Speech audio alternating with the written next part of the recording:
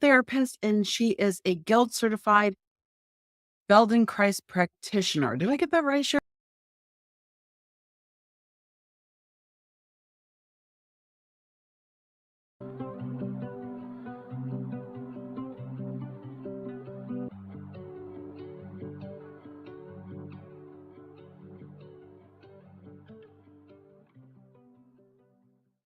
Hi, everybody. It's Marianne Bailey with Live Community, hosted by the Hip Senior. Today, I am here with my good friend, Cheryl Ilov. She is a physical therapist, and she is a guild certified Feldenkrais practitioner. Did I get that right, Cheryl? Absolutely. That's perfect. Cheryl, welcome to Live Community. Why, thank you so much for having me. I'm so happy to be here. I am happy to have you. So, Cheryl is, I don't know, I just think Cheryl's amazing. I hope that you guys will as well, and I know that you will, because I'm going to let her tell you what she's all about and whatever. But I got involved with Cheryl when I listed her books on the Hip Senior Books, and she's involved in, you can see in the background, she's an author. She has books. She's a ninja warrior. She's a redhead. She's all that and above. She's amazing, but she's also very qualified in what she does. And we're going to be talking about getting in shape today and being your healthy self. So, Cheryl, I'm going to let you take it away. Okay. Thank you so much, Marianne. Basically, what I am all about is busting the myths of aging, punching Father Time in the face, and telling the naysayers to be quiet, go away, and mind their own business, especially when it comes to getting older. I don't even like to say getting older, and I don't like to use the word the aging process. I like to think of it as our maturation. We're maturing, and we are maturing every single day. But once we get to a certain age, being fit, staying in shape, being flexible is a little bit more challenging. And a lot of times we just don't know what to do about it. So we might go to the experts, and the experts will tell us a variety of different things, depending upon the expert and their personal opinion. For example, some of the experts will say things like, what do you expect? You're getting older. Your joints are supposed to get stiff. They are supposed to be achy. You are supposed to get that middle-aged punch. You are going to be losing length in your spine because you're compressing. All of these things, don't worry about it. We'll take care of you. We also have medications. We can give you all of those type of things. What you don't hear very often is, hey, let's see what we can do to be as fit, healthy, and active as possible at every single stage of life. So you're probably thinking, that sounds good, but is that even possible? And yes, it is. We just have to understand our bodies a little bit better. We have to understand how to get into shape, how to stay in shape, and we have to ditch the traditional exercise modality or whatever. So first of all, I'm going to start by asking you a question. Do you think that getting older means losing health and vitality? It's a really interesting question and an important one, because depending on your answer, that kind of will give you an idea of what the rest of your life is going to be like. If you said, well, yes, it does mean losing health and vitality, then you already believe that. And if you say no, then obviously you realize that there's another way of doing things. So why is that important? It's because what we believe is what we eventually become. What we tell ourselves and what we hear from other people, be it the medical community, the fitness community, the media, our friends, and even our family, is what we will eventually believe, even if it goes against our own inherent belief system. Because our brain is constantly hearing that message, and it's constantly recording it. And it's not saying, is this true or is it not true? It's just recording it, just like putting input in a computer. It's not judging. It's just listening to it and recording it. And eventually you are going to believe, because it's going to change the neural pathways in your brain. You are going to believe all of the information that you have inputted from other people, or the information that you have inputted from yourself as well. So that's basically the first step in being fit, and flexible, vibrant and healthy for the rest of your life in your 50s, 60s, 70s, 80s, and even beyond. It is possible. And in my humble opinion, it all begins with our mindset. And again, what we believe is what we become. So if you're thinking that maybe being fit, healthy, active, vibrant at every stage of life as a senior is not possible, you need to flip the switch, change the narrative, change the script, and just understand that, yes, you can do it. It might not be as easy as you want it to be. It does take a lot of attention. And I don't want to say work because I prefer using the word play. When we start to play, then it's a little bit less oppressive. It sounds a lot more appealing rather than, oh God, one more thing I have to do. And it used to be so much easier when I was younger. Let it go because I love being, oh, hey, that's my name. But I love just proving the naysayers wrong. Even when I was in my 30s, I was told I was never going to be able to have the life that I wanted before, the life I had before, because I was a chronic pain patient. I was a chronic pain patient for 2.5 years. And I'm telling you, it was a horrible experience. But back then I was a respiratory therapist. I wasn't a physical therapist. I didn't understand my body that well. I didn't really understand movement. And so I was relying on the medical professionals, of whom were colleagues of mine, to help me through this situation. And instead of getting better, as I was going through the program, as I was going through all of the appointments with the physicians, all of the x-rays, the MRI, taking all the medications that were prescribed to me, going to all the physical therapists and doing, I can say this now because I am a physical therapist, don't tell anybody, but all the stupid exercises and stretches that the physical therapists were giving me, they just didn't work. It took me until 2.5 years when I finally saw the light and had a mental head smacking moment. And that was when one of my physicians told me I would never have the life I had before, would never be able to do the things I wanted to do, would never be able to do my laundry and my grocery shopping all in the same day because the arthritis in my spine was so severe, I would end up being bedridden. And that's when I had the mental head smacking moment and I realized, you know what? This was not my life. I didn't like that label of being a chronic pain patient. And for me to get out of that situation, I had to take charge of my own life and my own health. And that's when things really began to turn around. I became a physical therapist. I learned a lot. It sent me on this incredible healing journey, learned a variety of different techniques, all of these techniques that I used to help heal myself. And then I got my master's degree in physical therapy, opened up my own practice and used those same techniques to help my clients over the years. And I continue to do that today. Cheryl, let me get it right. So if you're headed down that path, so you've had physical therapists, you've had doctors, all that other stuff telling you that this is going to be your life. You're saying that this does not have to be your life, that you can turn things around. You can start believing a different way. Because I know like when people start going to physical therapy and stuff, it gets to be expensive.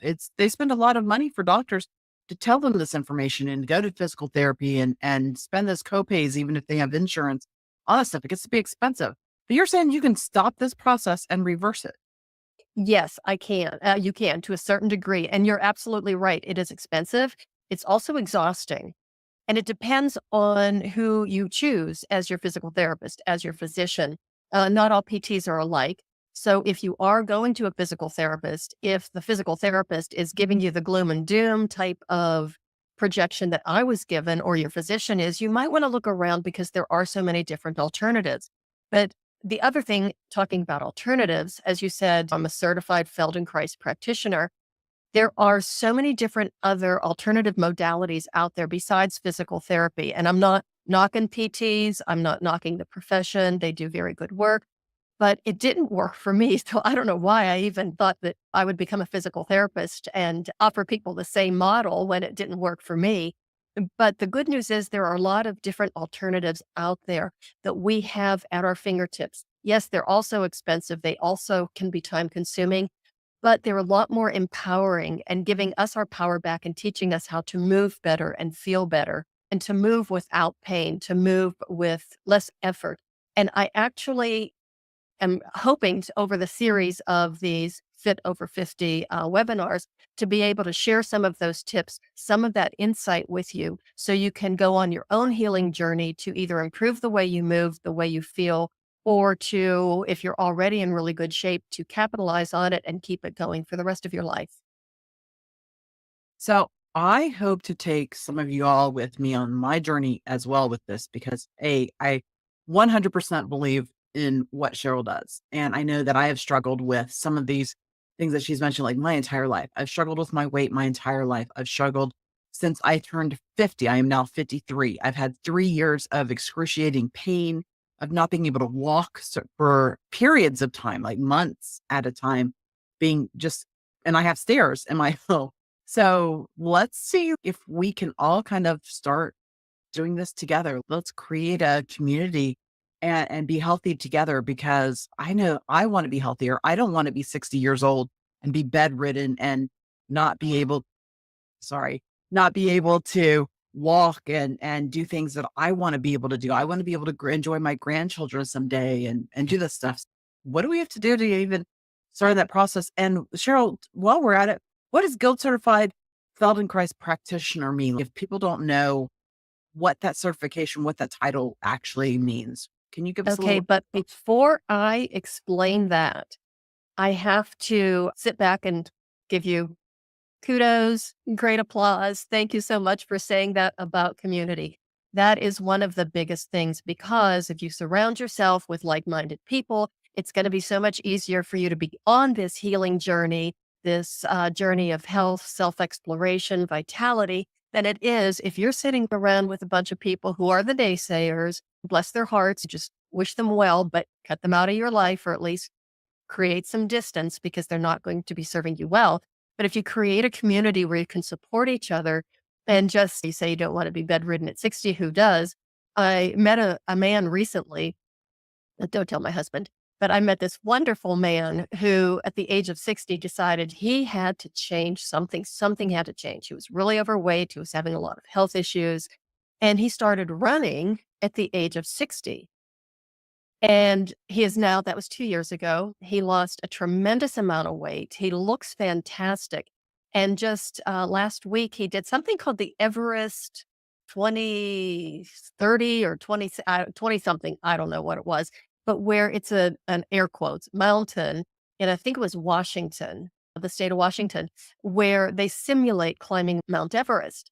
It's not that big of a mountain. So basically, what they would do is they would hike up the mountain, take a gondola back down, hike back up a second time, gondola back down, hike back up until they did 13 hikes in a row up that mountain, back down on the gondola. And that simulated the same distance that they would do on Mount Everest. He Same did day, it. same day, 13, all in the same day. Oh, yes. All in the Okay. same, yeah, without stopping up and down. Isn't that incredible? That is amazing.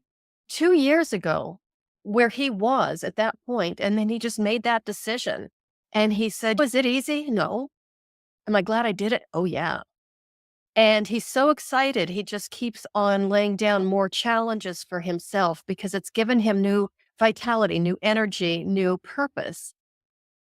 And realizing that you can make that much of a change, that just lights a fire underneath you. And it is so incredibly motivating for other people.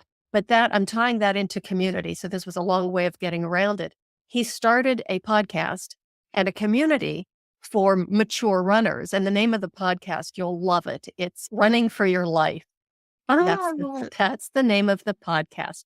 So this is a community where mature runners can really encourage each other, they can support each other. It's just a fantastic way of setting yourself up for success. So for the listeners out there, for this community, this wonderful hip senior community anyway, you can create a sub community of people who really want to encourage each other and support each other. And that's actually one of the tips that I have for us today. could So let's contact this guy and see if he wants to come on live community, by the way. I thought about that. He is a wonderful person and you would absolutely love him. So I will do that. His name is Barry Karch. So anyhow, going back to what is a guild certified Feldenkrais practitioner?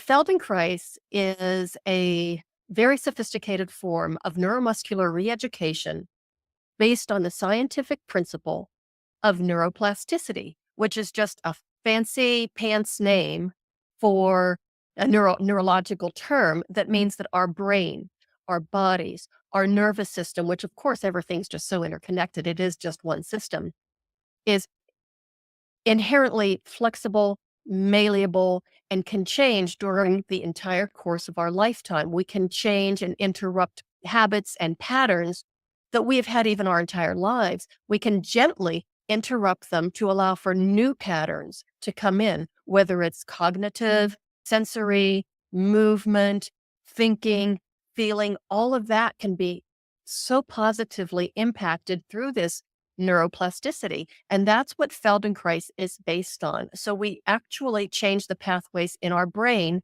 and we do it through movement. And the movement that we do is so gentle. It's so non-judgmental. Oh, it's yummy. At first, it's what the hell am I doing because I'm not really even moving. It seems like I should be working. I should be lifting weights. I should be hurting because if no pain, no gain. Feldenkrais just blows all of that to smithereens. And it teaches us, it helps us learn how to align our body from our skeletal structure rather than trying to strengthen our body from building our muscles. Because here's a real little dirty secret that the fitness community and a lot of other experts don't tell you. You really can't build a strong body just by trying to pump your muscles if your skeletal structure is off. If you have a small misalignment, and I'm not talking about the misalignment that we get corrected by the chiropractor, it means just if I have a little bit of a forward head and I start to try lifting even light weights, that's going to put a lot of pressure on my shoulders and my neck. And then I'm going to compensate somehow by maybe doing something with my back. So that one little being off somewhere is actually messing up the entire structure of my body. It's almost like I like to think about it as the foundation of a house. You have nice solid foundation's laid. Then you start to put up the support beams in the structure. Over time, if that foundation starts to shift a little bit, the weight from the bricks and the mortar and everything is going to start to collapse upon itself a little bit. And then you end up with foundation damage. Of course, our bodies are similar, but they are so much more beautiful in design and function than the structure of a house. But we're built that way. And the curves of our bones and the shapes of our bones and our joints are meant to be able to support all kind of weight and all kind of stressors. And that's why we can do some of the exercises that we do. That's why we can, go skiing and function the next day or lift weights and be able to function the next day because our skeletal structure is in the proper alignment. And that's why it's so much easier too when we're much younger. As we age, some of our habitual patterns of standing, sitting, moving, lifting are integrated into our body, into our brain, and that can put the plumb line, the beautiful plumb lines of our skeletal structure is shifted.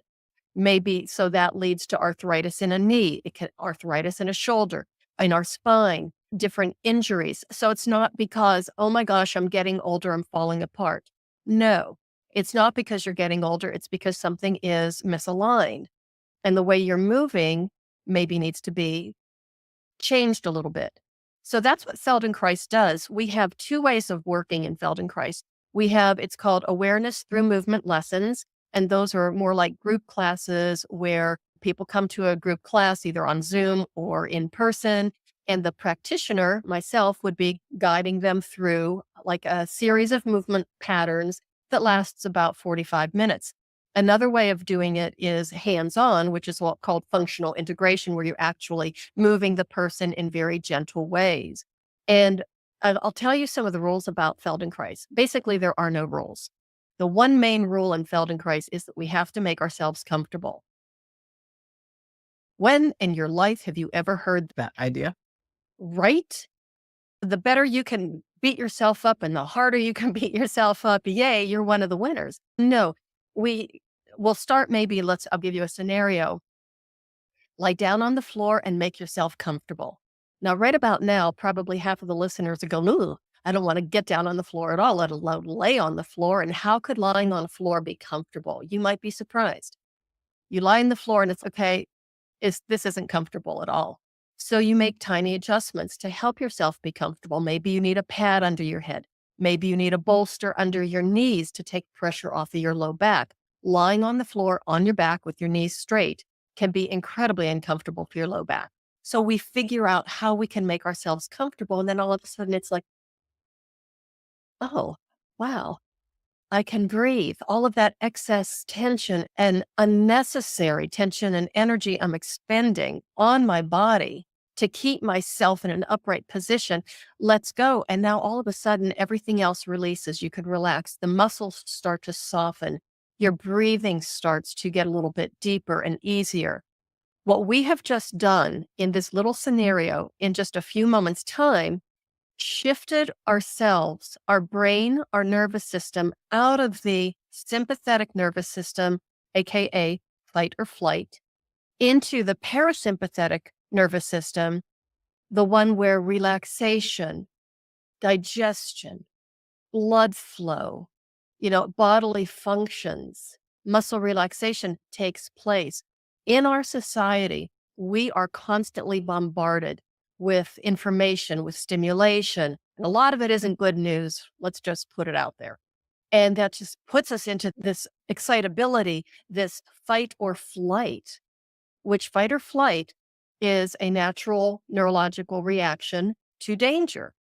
And we need that. But once the danger is gone, it's like somebody cuts you off in traffic, almost hits you, and you go, but then they speed away and you don't give them a hand signal. You just calm yourself down. And then all of a sudden, you need to go back to that parasympathetic nervous system. Now you're already so nervous that anybody coming close as you're driving is just ratcheting you up and ratcheting you up, keeping you in the parasympathetic or in the sympathetic nervous system, fight or flight.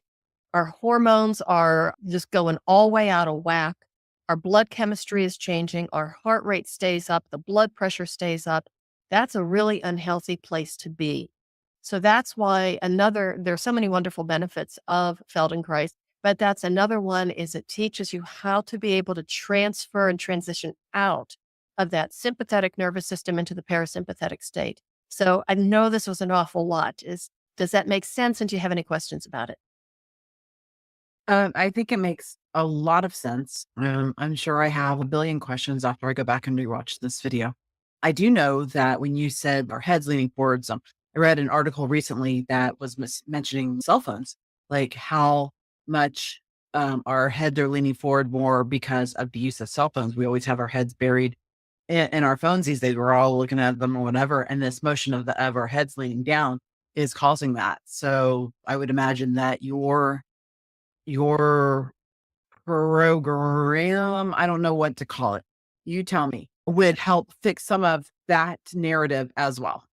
Absolutely. It would reverse it actually fairly quickly. But before I tell you how, and I know everybody's chomping at the bit, and I do want you, when you do have questions, please write them down and you can either email me and send them to me because then I can address it in the following, the webinar for the following session or 2 weeks later. Yeah, I love problem solving. I love problems because I love being able to give people suggestions and pathways to find a solution. It's what I live for.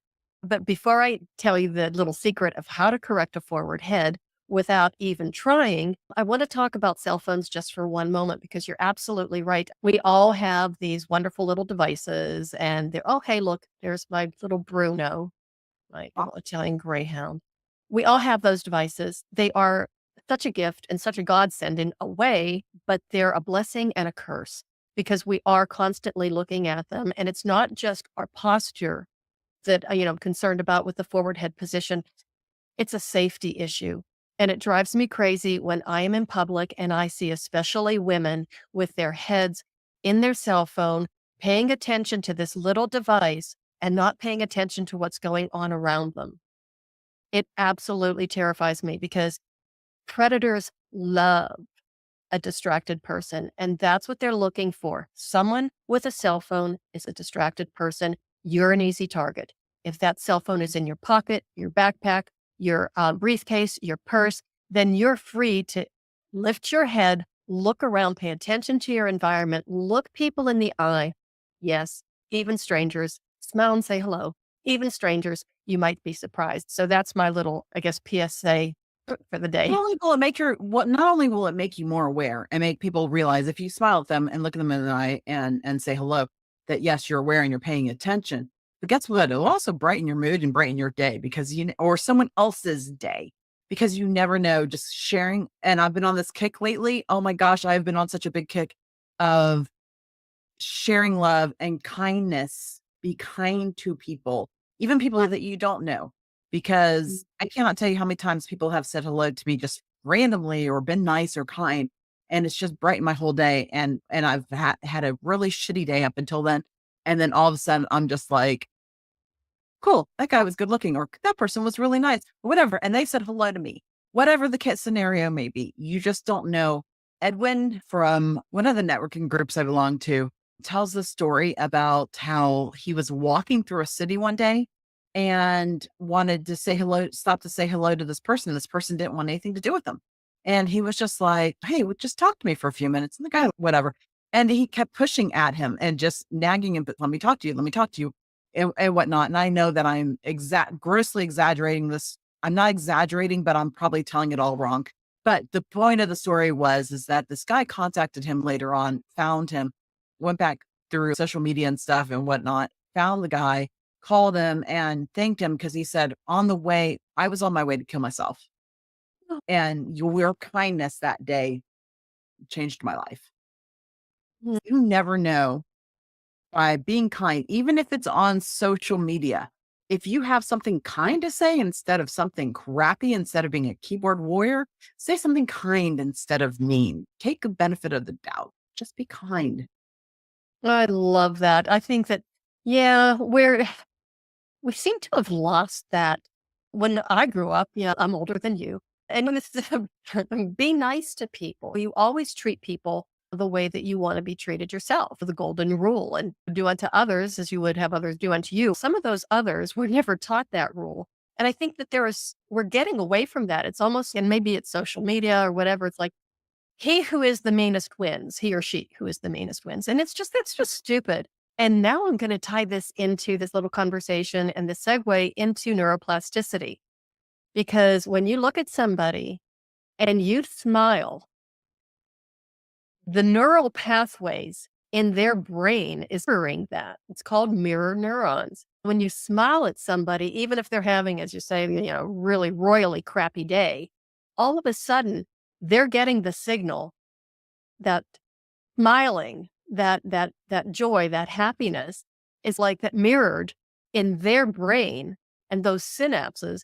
And then all of a sudden they're smiling back. Maybe it took a delayed response for that story that you told us, but that's basically what happens. And if think about it, if you're really having a wonderful day and you're smiling at everybody and you come across a big fat grump who just punctures the joy out of you, it's like all of a sudden you feel yourself caving. So yeah, I say smile more and look people in the eye and put your cell phones away.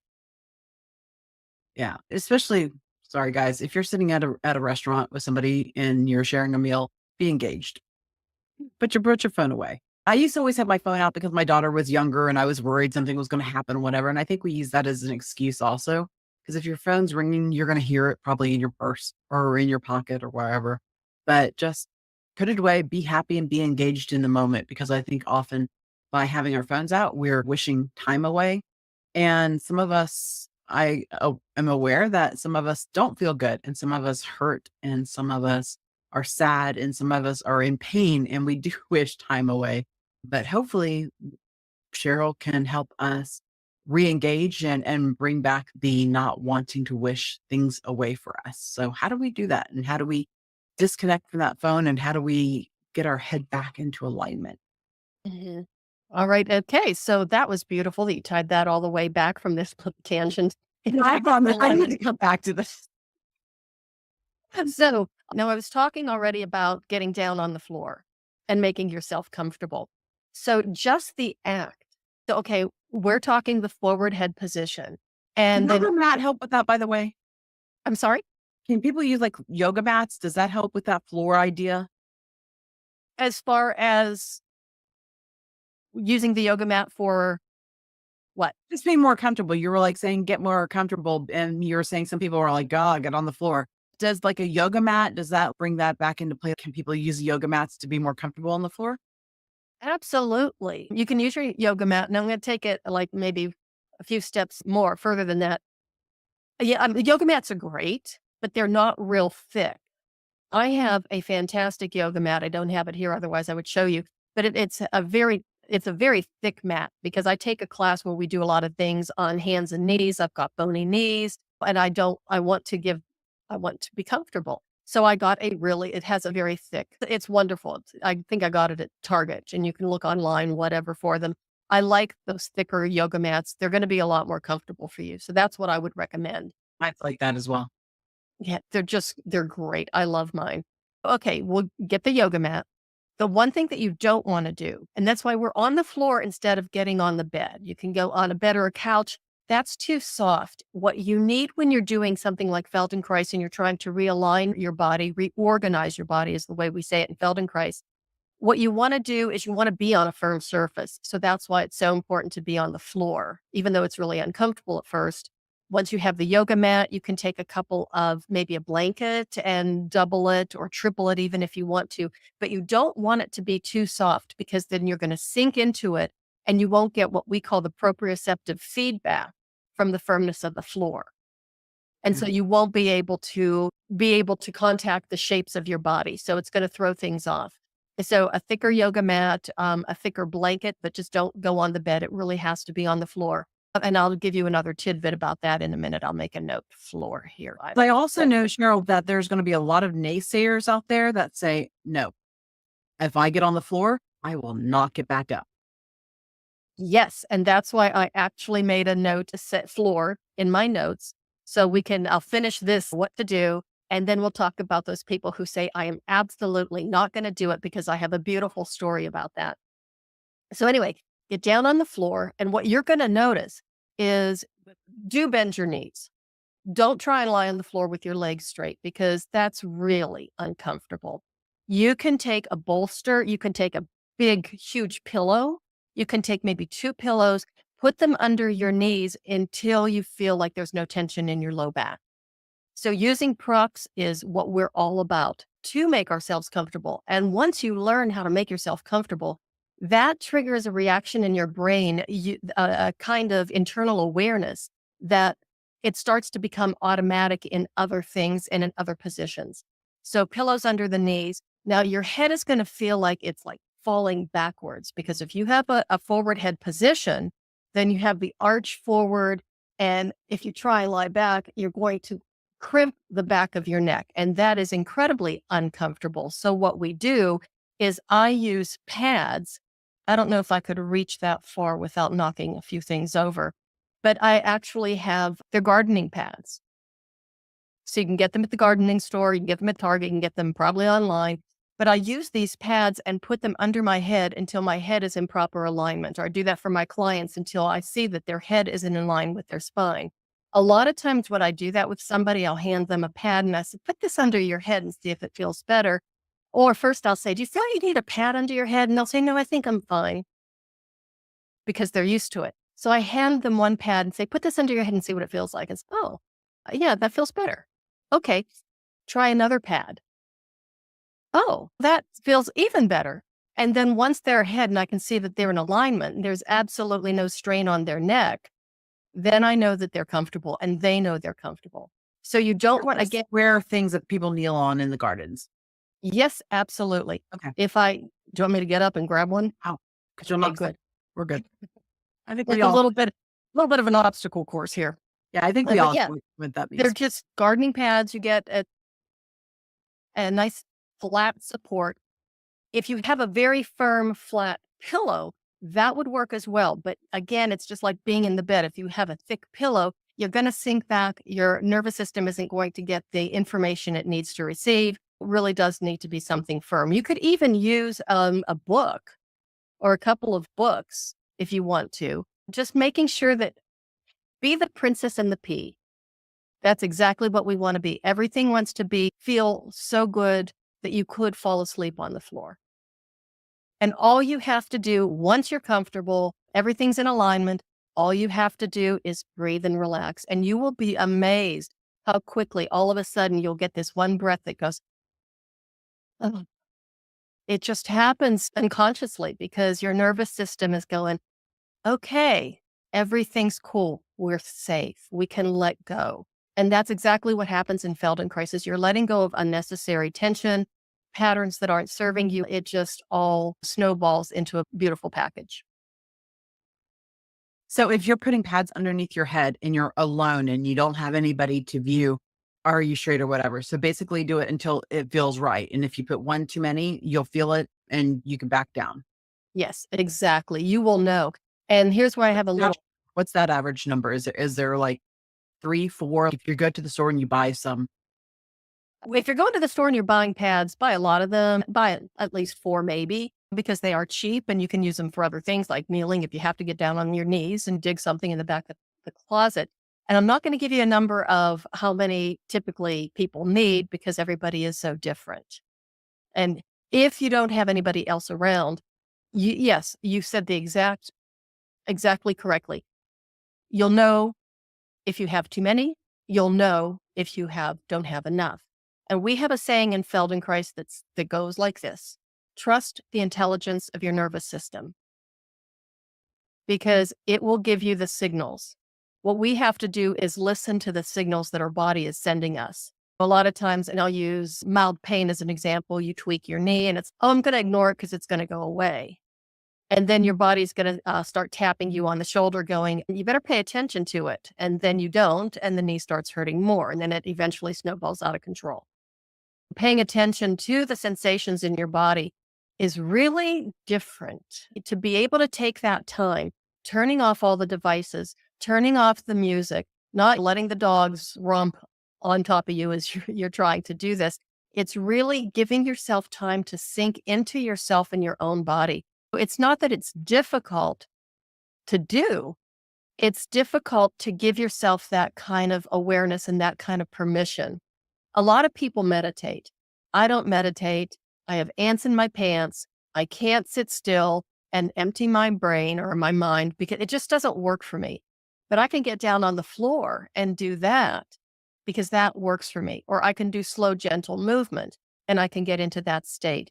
We're all different. We have different wants, needs, bodies, history, structure, and we need to find a way what works for us. But the thing about Feldenkrais and somatic movement is that you get to find your own way, what you need, instead of going to an exercise class and doing what everybody else is doing, even though it might not be a good movement pattern for you.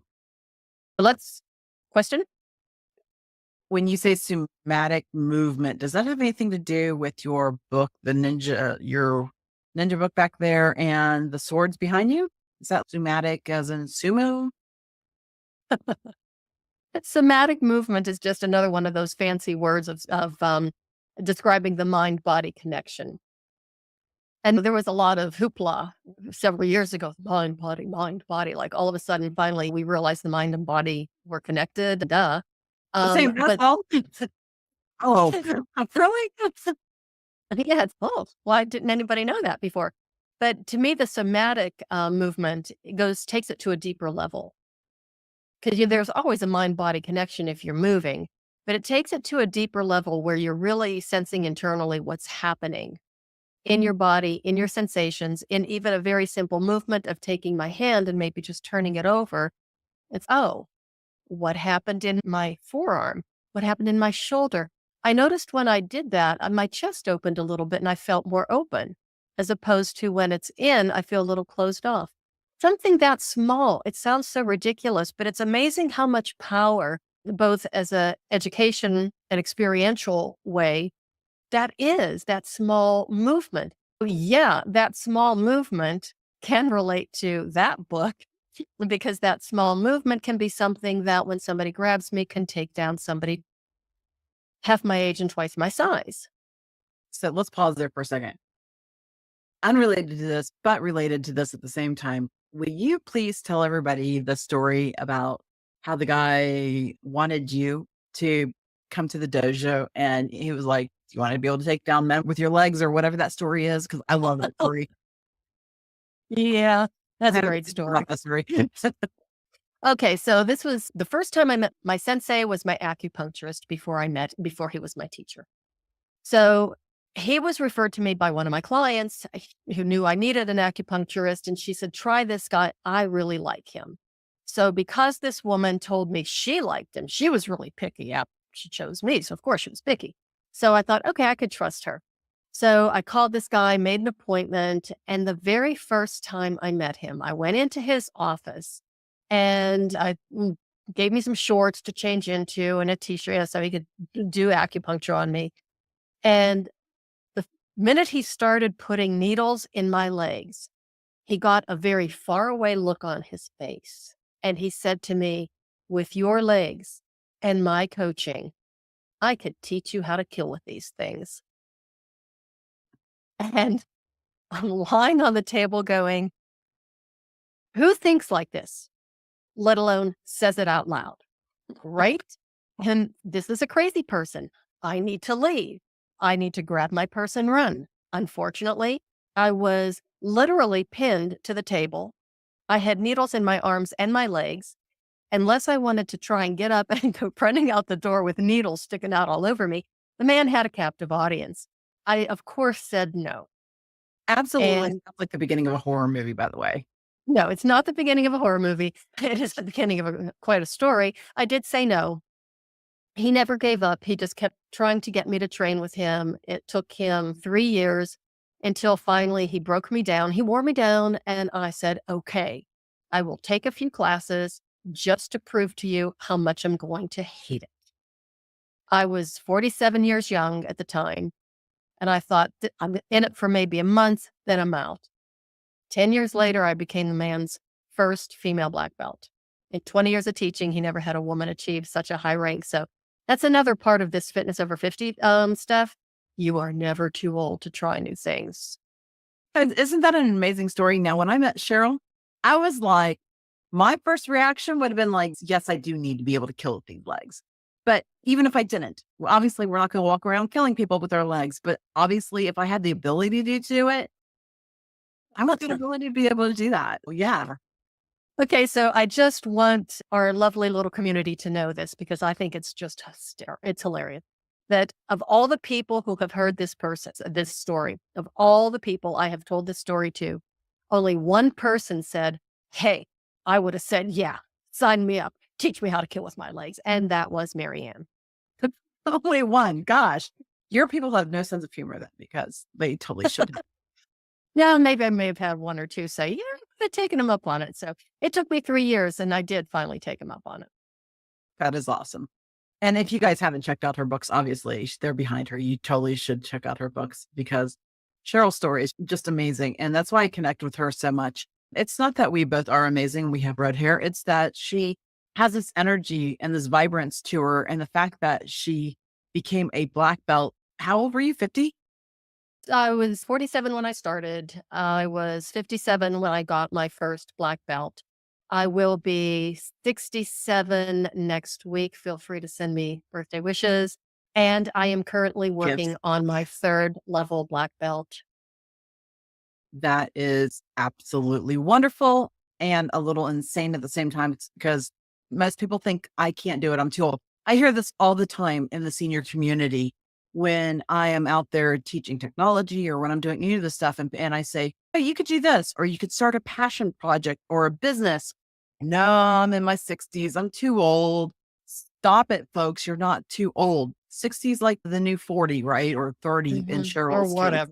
Yeah. You know, it's you're not too old to do anything you want to do. If you're 60, 70, 80, I don't care. I had a 94-year-old client who was learning digital photography and asked me to teach her how to use Photoshop. I'm not a big illustrator fan. I just, no. And I was like, you know what? More about Photoshop than I do. You teach me Mhm.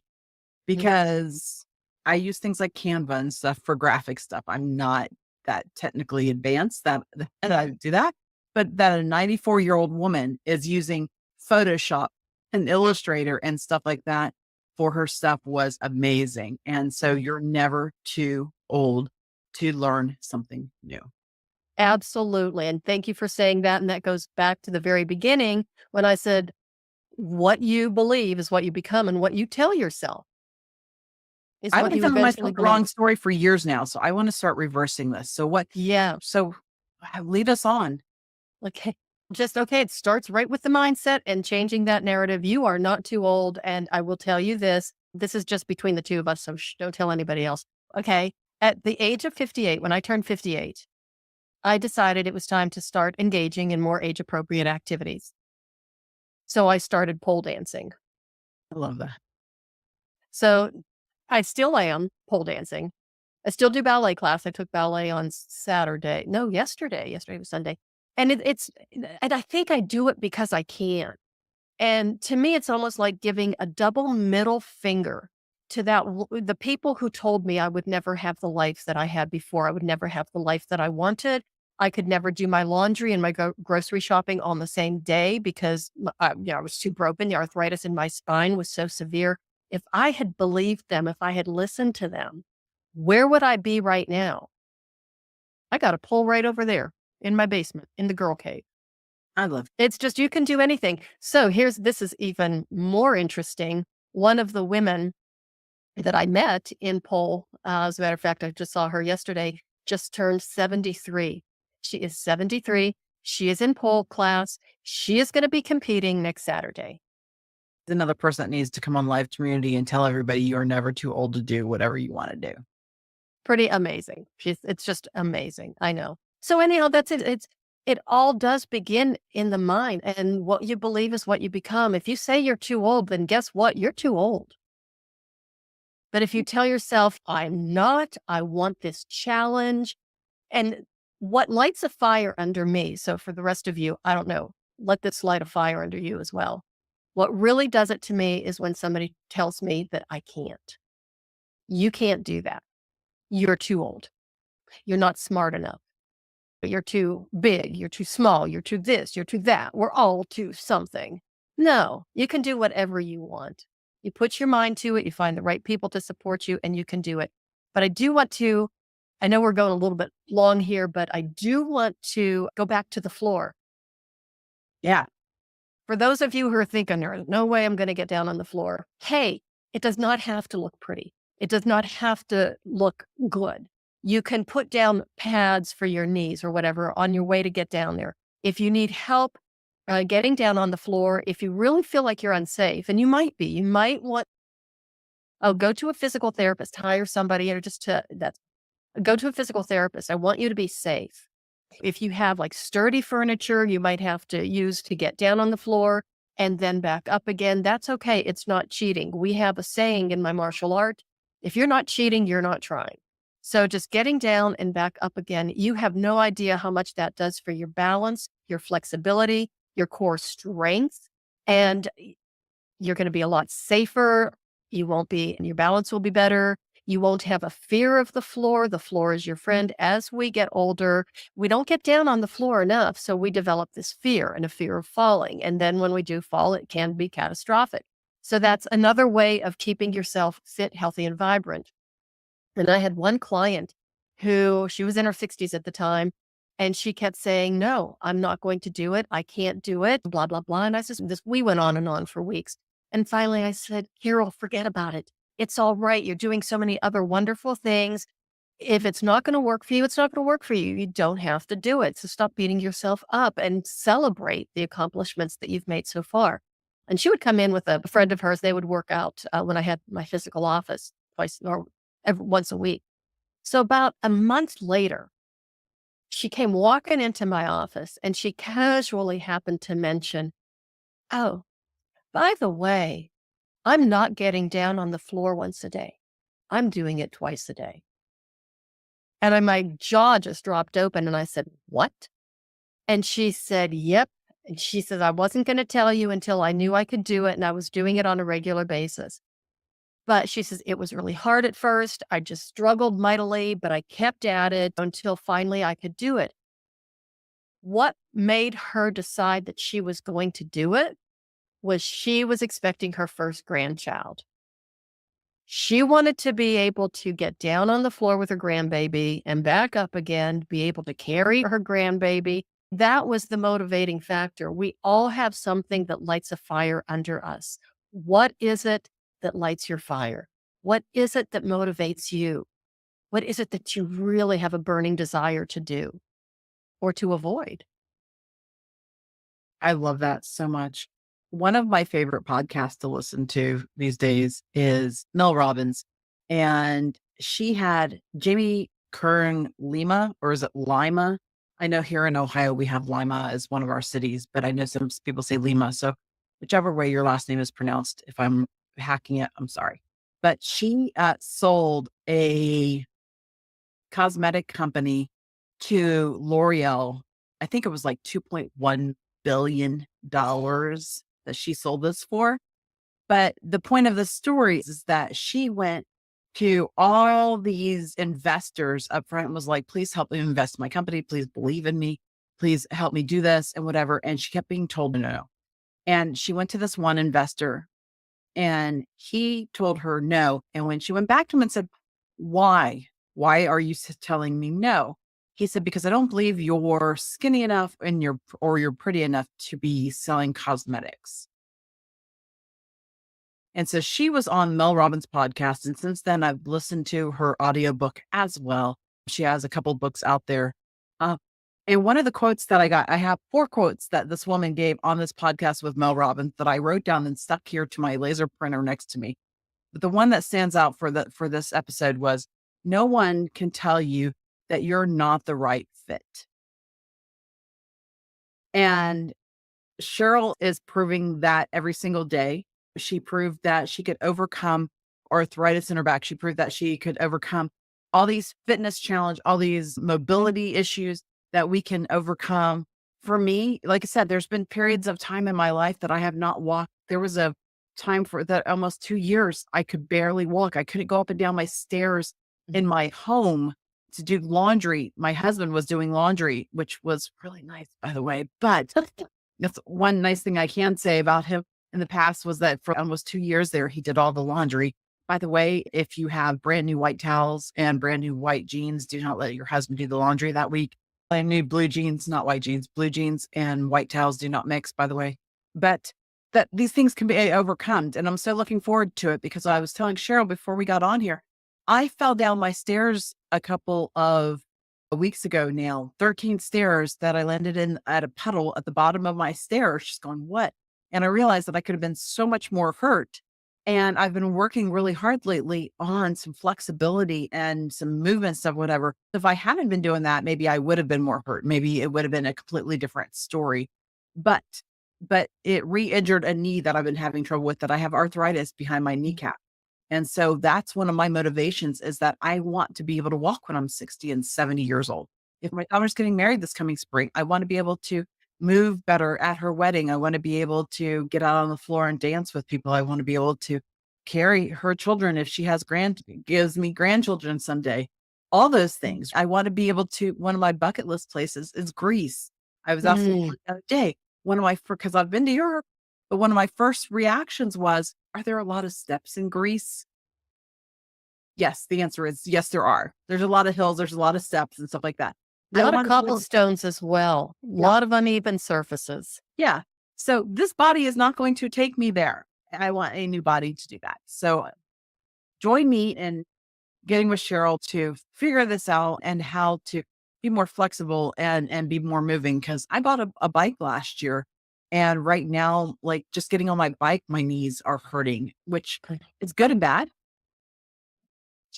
But I don't want the hurt. I want to be able to go out and ride my bike and and enjoy doing that without all the hurt so much. So, Cheryl, thank you so much for being with us and for being on this journey with me and with us.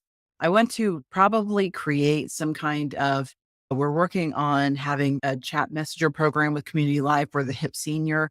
So I will send out some notices, register for the next class and let me know what kind of things, and let Cheryl know what kind of things that you are interested in learning more about and being part of. And we will make that happen. But in the meantime, Cheryl, any last words? Oh boy. All I can say is just remember what you believe is what you become. Don't let anybody else put a label on you. I really want, I envision an entire community, a society of people well over 50 who are just kicking butt and taking names. So remember, join me and Mary Ann to help punch Father Time in the face, bust the myths of aging, and tell the naysayers to be quiet and mind their own business and go away. Hip seniors, be part of live community, hip seniors, be movement, be Mhm. movement. Oh, I like that. Be movement. Mhm. That's what the title of the next book needs to be for you. Be movement. I'm currently working on a follow-up to this one, and it's just a great big steaming pile of crap. I called Donna about 2 or 3 weeks ago, and I need either a coaching session, I need something, I need to just trash this thing, I need to blah, blah, blah, blah, blah. And we had scheduled a call for 2 weeks, later. And then finally, I just had to calm myself down. I had to give myself a little Feldenkrais. And then it was like, okay, sit back. You didn't do the first 2 books in a year. You're not going to do this one in a year. Just let it go. Stop pushing so hard. And so it's getting better. It's getting better. I'm gonna stop this here in a minute, but guys, in case you didn't want to know, I'm gonna leave that in there because Donna Mazzatelli is the one who is live with us doing journaling classes and learning how to journal so that you can positively even write a book in the future. Check that out. Register for her classes as well.